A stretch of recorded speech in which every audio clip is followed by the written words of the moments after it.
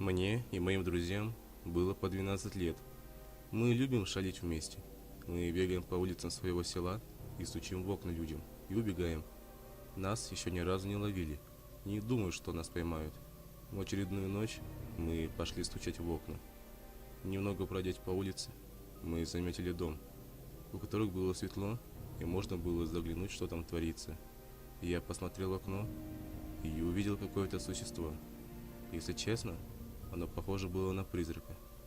Он на кого-то смотрел и улыбался. Неожиданно мой друг постучал в окно. Видимо, то существо он не заметил. Я сильно испугался и побежал со всех сил прочь оттуда. Но я обернулся. Возле окна стояла та тварь. Она смотрела на нас и улыбалась. Улыбка была необычная. Она была до ушей и слишком широкая. Когда мы достаточно далеко убежали, я рассказал своим друзьям, что я увидел.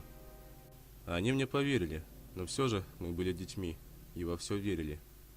Мы договорились не ходить к тому дому. На следующую ночь ко мне кто-то начал стучать в окно. Странно, у меня есть ставни на окнах. Благо, у меня шторы были плотными. Ни я не мог посмотреть, кто там, ни он не может посмотреть на меня.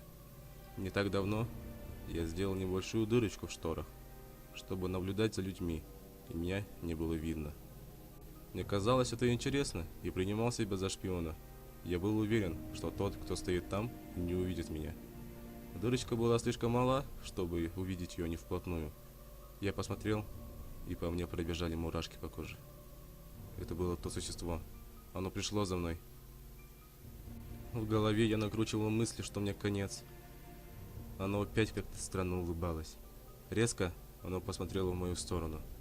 Оно смотрело на меня и улыбалось.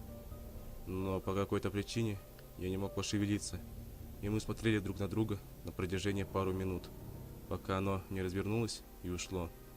На утро я побежал сразу к друзьям.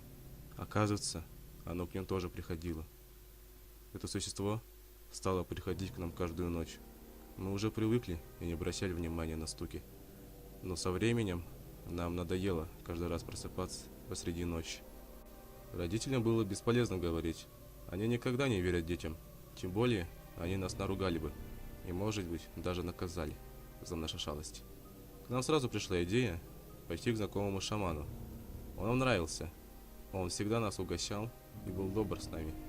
Придя на место, мы сразу рассказали, что с нами произошло и как от него избавиться.